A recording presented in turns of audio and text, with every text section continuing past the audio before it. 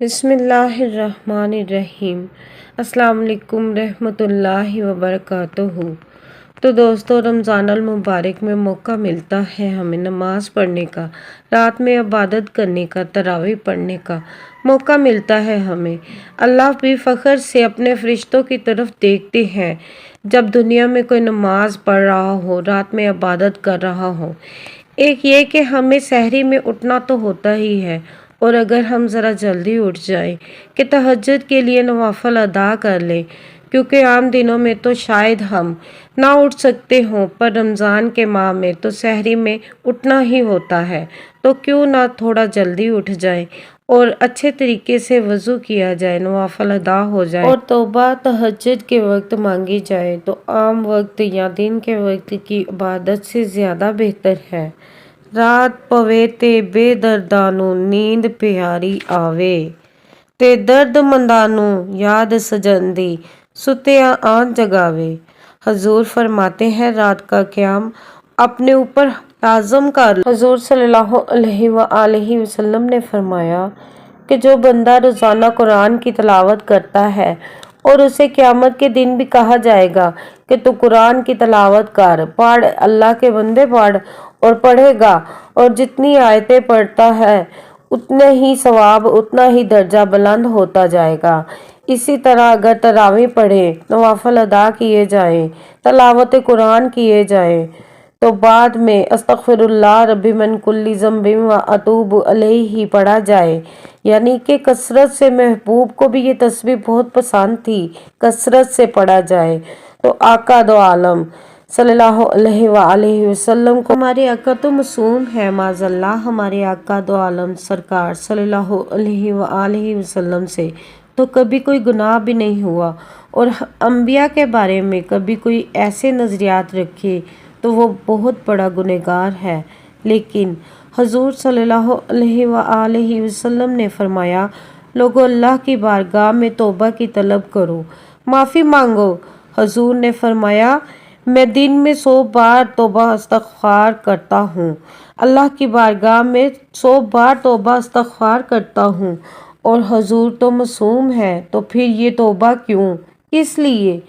تعلیم امت کے لیے، یہ ہمیں سمجھانے کے لیے، یہ ہماری توجہ دلانے کے لیے، بتانے کے لیے کہ یہ استغفار درجات کو بلند کرتا ہے۔ اللہ کی طرف رجوع کرنے کے لیے کثرت کے ساتھ استغفار کی جائے، اپنے رب سے معافی مانگی جائے۔ ہم انسان ہیں، کچھ غلطیاں نہ چاہتے ہوئے بھی ہو جاتی ہیں، بہت کوشش کرنے کے بعد کچھ چیزوں پر کنٹرول نہیں رکھ پاتے، ہم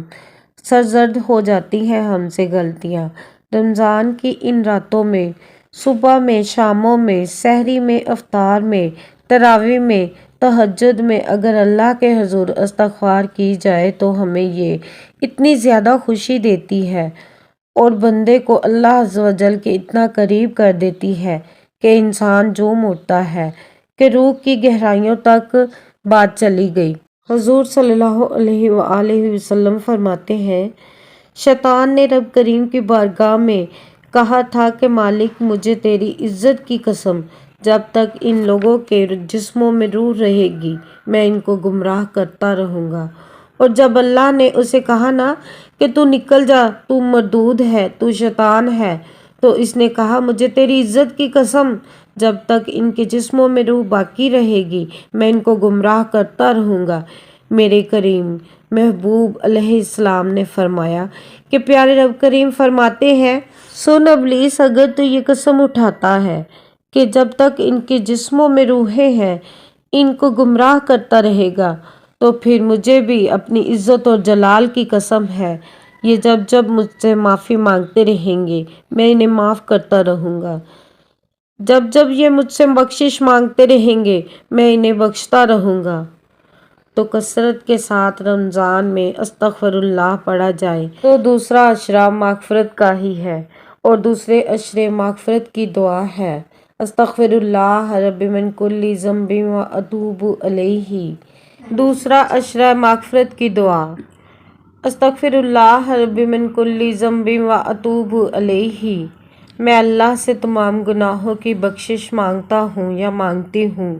جو میرا رب ہے، اور اسی کی طرف رجوع کرتا ہوں یا کرتی ہوں۔ تو دوستو، میری آپ سب سے گزارش ہے کہ ہم سب مسلمانوں کو مل کر شیطان کو ہرانا چاہیے اور پوری دنیا میں یہ پیغام جلد از جلد پہنچائیں تاکہ ہر بندہ شیطان کی شر سے بچ سکے